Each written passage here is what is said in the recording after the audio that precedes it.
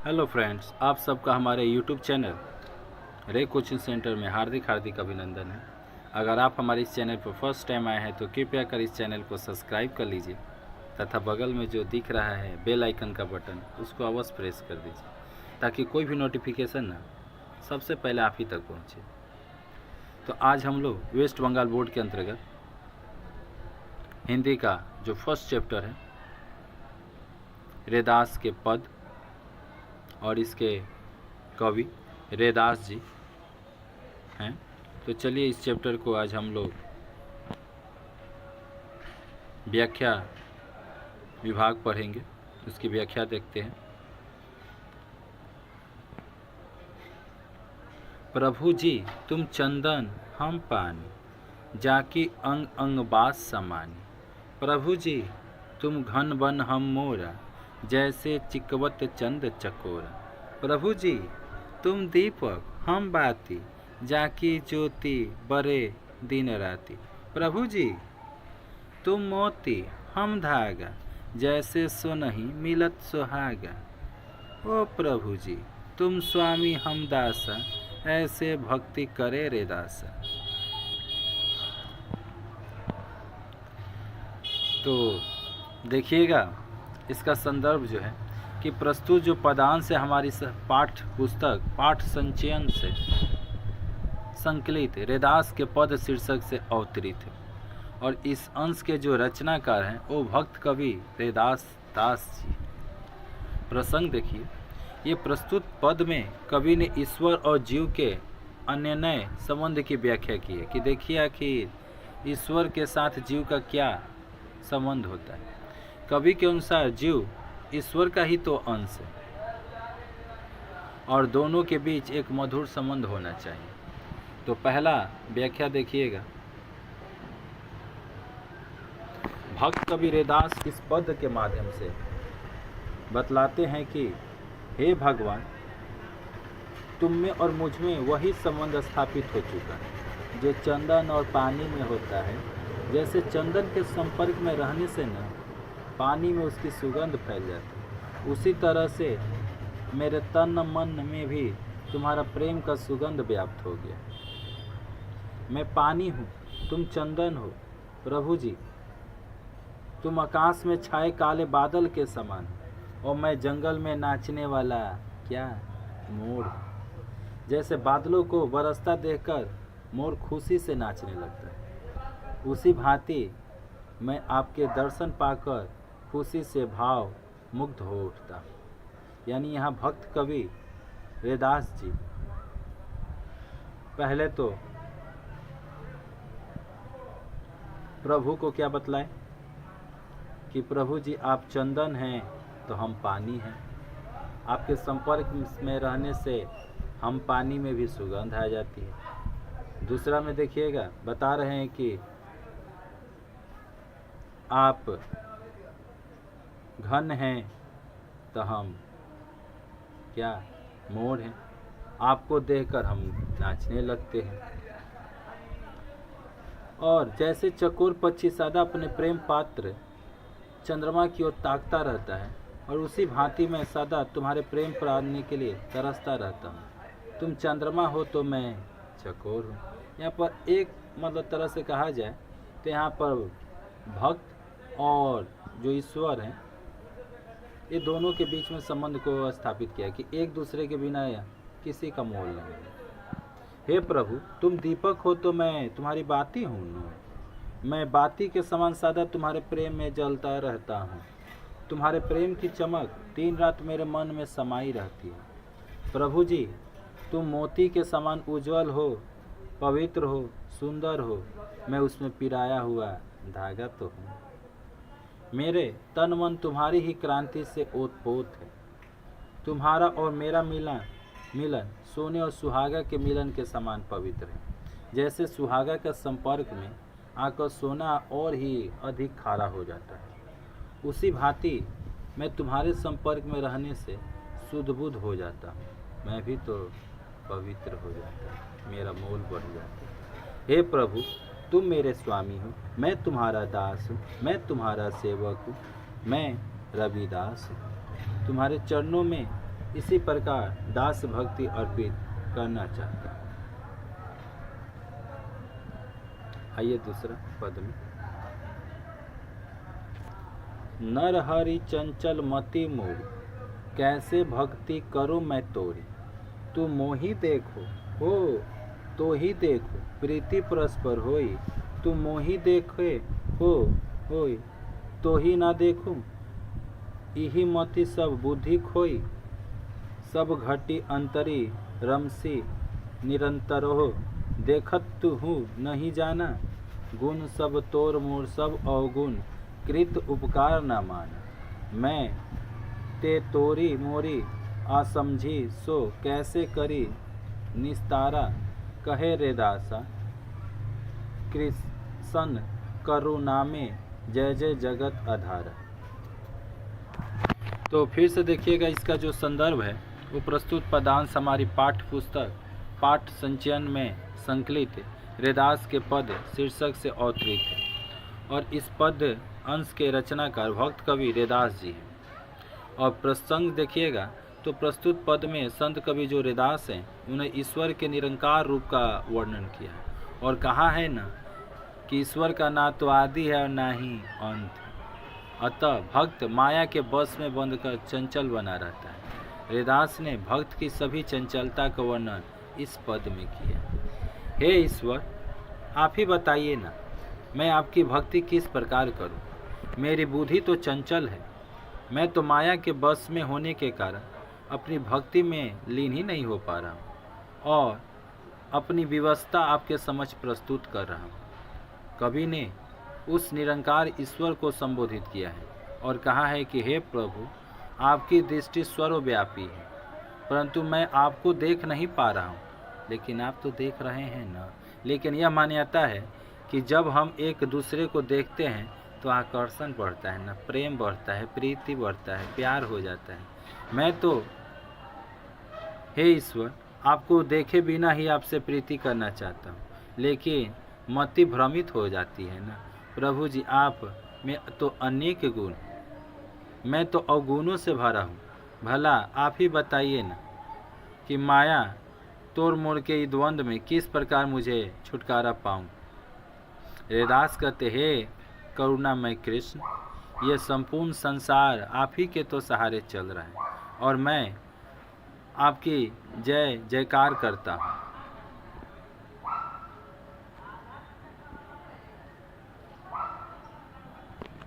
विशेष में आप देखिएगा कि कवि ने जीव मात्र की व्यवस्था को, उनकी मूढ़ता को इस अंश में व्यक्त किया है।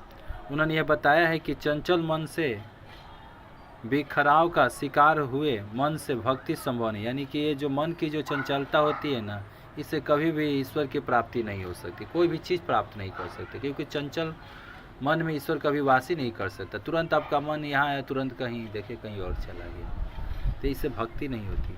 भक्ति के लिए समर्पण चाहिए, तन्मयता आवश्यक है। चलिए आगे देखते हैं तीसरा पद।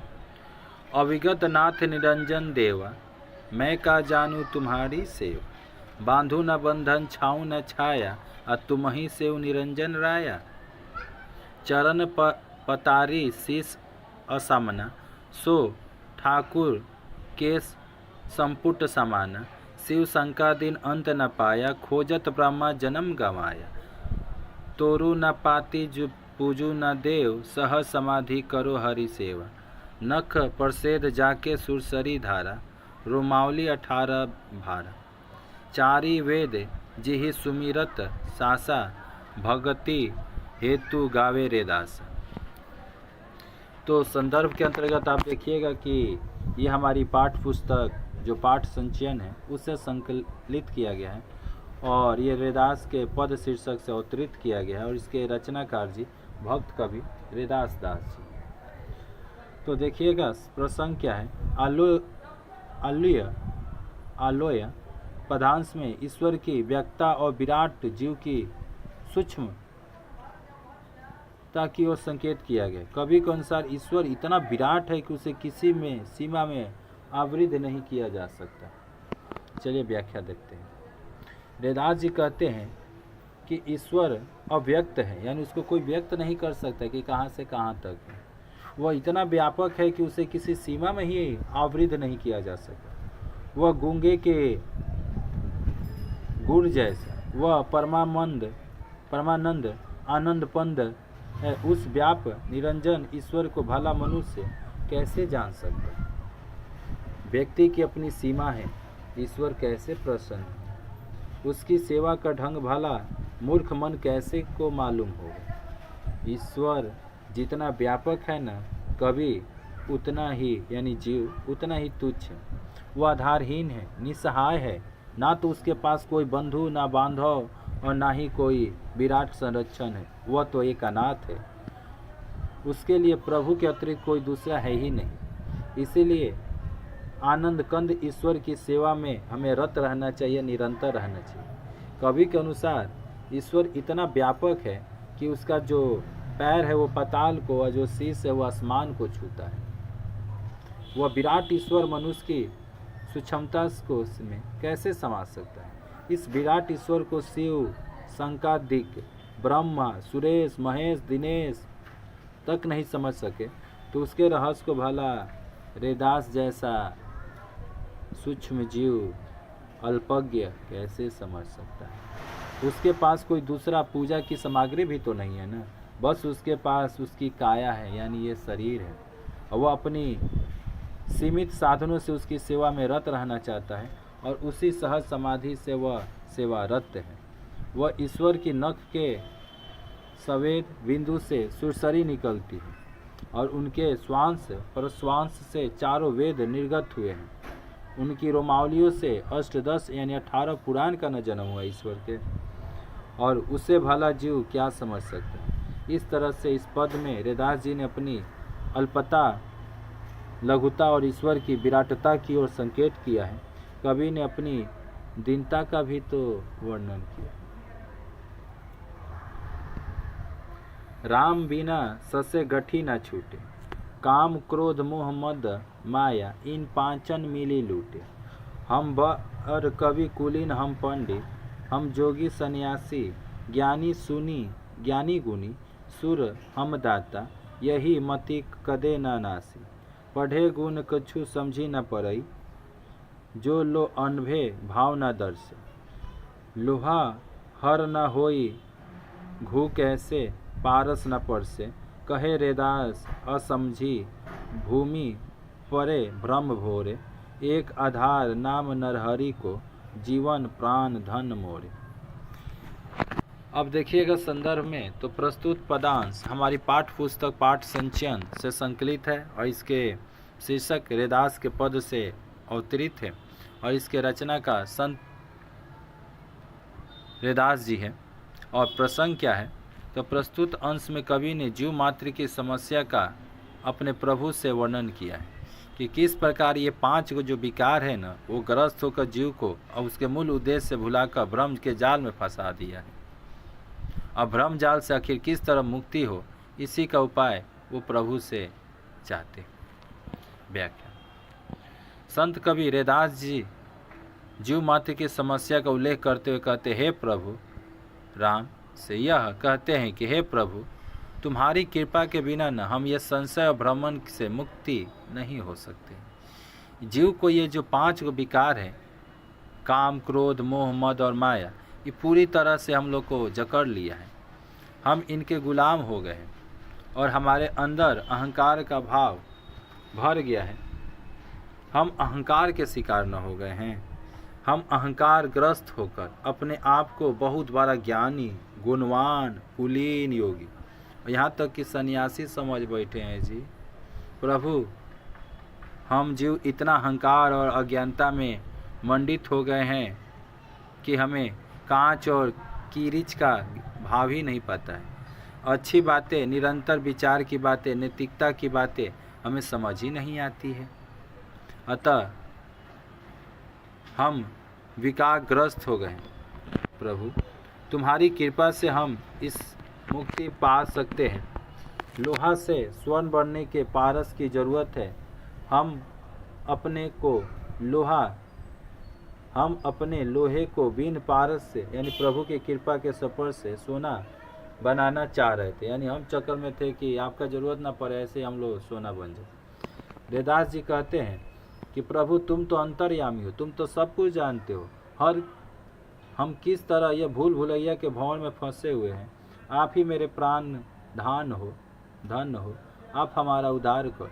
हम अंधे को राह दिखाओ ना प्रभु, आप तो अंधतत्व को दूर करने की एक उपाय हो। वह है सब तज हर भज नाम स्मरण कर प्रभु के प्रति समर्पण से हमें प्रभु कृपा मिलेगी, हमारा उद्धार होगा। अतः प्रभु कृपा दृष्टि करो, हम उस पथ पर चला सको। इस प्रकार इस पद में रैदास जी ने अपनी दीनता और प्रभु की सामर्थ्यशीलता का वर्णन करते हुए जीव को ये जो 5 विकार है उससे मुक्ति होने के लिए कह रहे हैं। आइए 5 नंबर। रे चित चेत अचेत का है वाल्मीकि देखी रे, जाति ते को पद नहीं, हरि पहुँचा राम भक्ति विशेख रे। षष्ठ क्रम सहित जे विप्र होते, हरि भक्ति चिढ़ गढ़ नाही रे। हरि की कथा सुनाही ना, सुपच तुले तारीते, मित्र शत्रु अजात सबते, अंतर लावे हेत रे। लोक बाकी कहाँ जाने, 3 लोक पेवत रे। आज मिल गज गनिका तारी, काटी कुजर की पासी रे। ऐसी दुर्मति मुक्ति की, तो क्यों न तीरे रैदास रे। तो देखिएगा प्रसंग के अंतर्गत कि प्रस्तुत अंश में संत कवि रैदास ने अपने अचेत मन को चेतने का बताते हैं कि चेत जाओ, अभियो से चेत जाओ, संभल जाओ। कवि का विचार है कि चेतना के लिए धर्म जाति नहीं बल्कि ज्ञान और प्रभु की कृपा आवश्यक है। व्याख्या सुनिए। संत कवि रैदास जी समाज सुधारक, मानव की पीड़ा से पीड़ित और मानवीय संवेदना के कवि रैदास जी ने शिक्षा के महत्व को प्रतिपादित करते हुए कहा है कि अपने मूर्ख मन को संबोधित करते हुए कहा है कि मेरे मूर्ख मन अब तो चेत जाओ, अभी तो संभल जाओ, अज्ञानता के मोह पास से मुक्त हो जाओ। ये जाति पाति कुछ नहीं है, ज्ञानी ही सर्वत्र पूजा जाता है। जिसमें ज्ञान होता है ना वो हर जगह पूजा जाता है। आपने आदि कवि वाल्मीकि को देखा हो, वह तो कुलीन और उच्च कुल के नहीं थे, पर उन्हें राम की कृपा की प्राप्ति हुई, भक्ति प्राप्ति हुई, और वह उच्च कुल विप्र कुल में जन्म लेने वाले संस्कारहीन अज्ञानी उच्च पद को नहीं प्राप्त कर सकता। जब तक अपने आराध्य के प्रति समर्पित भक्ति नहीं होगी, तब तक यह जीव भ्रम जाल में जकड़ा ही रहेगा। जिसके मन में जब तक हरि या हरि कृपा के प्रति आदर भाव नहीं होगा, तब तक वह पशु मनुष्य में कुछ भेद नहीं होगा। जो पवित्र है, जिसके अंदर हृदय में ज्ञान का संचार है, चेतना है, ऐसे लोग शत्रु मित्र जाति कुजाति त्याजय और ग्राह के अंतर को नजर अंदाज करते हुए भक्ति भाव से लीन रहते हैं और अपनी कृति यश से तीनों लोकों में सर्वश्रेष्ठ को प्राप्त कर लेते हैं। कवि के अनुसार अंतर्यामी है। कवि के अनुसार जो प्रभु है वो अंतर्यामी है, वो सब कुछ जानते हैं। उन्हें आग्रह और ग्राह बनाया गया है। अपने समय के बड़े बड़े पापियों का तो उद्धार किया है। उनके नाम स्मरण की बड़ी महानता, उनका नाम कोई जप लेने से पाप धुल जाता है। उस प्रभु का नाम स्मरण कर बड़े बड़े पापियों का उद्धार हो गया।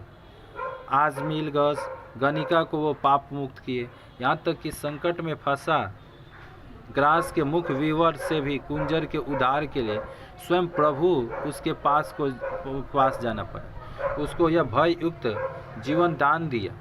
क्या हमने उनसे भी बड़े पापी हैं? अगर हैं तो प्रभु का यह प्रण है कि हम जीवों को जीव हमारे वह दीनहीन प्रभु हैं, आशरण के शरणदाता हैं, और वह प्रभु हमारा रैदास जी उद्धार करेंगे। यानी वह प्रभु हमारा यानी रैदास जी का ठीक उद्धार करेंगे। भक्त के अंदर यह तन्मयता और समर्पण का भाव होना चाहिए बस। तो इस चैनल में इतना ही, इस चैप्टर में भी इतना ही है। तो अभी तक अगर आप हमारे चैनल को सब्सक्राइब नहीं किए हैं तो सब्सक्राइब कर दीजिए तथा बेल आइकन के बटन को प्रेस कर दीजिए, लाइक कीजिए, शेयर कीजिए और कमेंट अवश्य कीजिए कि वीडियो आपको कैसा लगा। देख ही रहे हैं काफ़ी रात हो चुकी है और ऐसे में ये वीडियो आपके लिए बनाया जा रहा है। फिर मिलते हैं नेक्स्ट वीडियो में, तब तक के लिए जय हिंद, जय भारत, वंदे मातरम।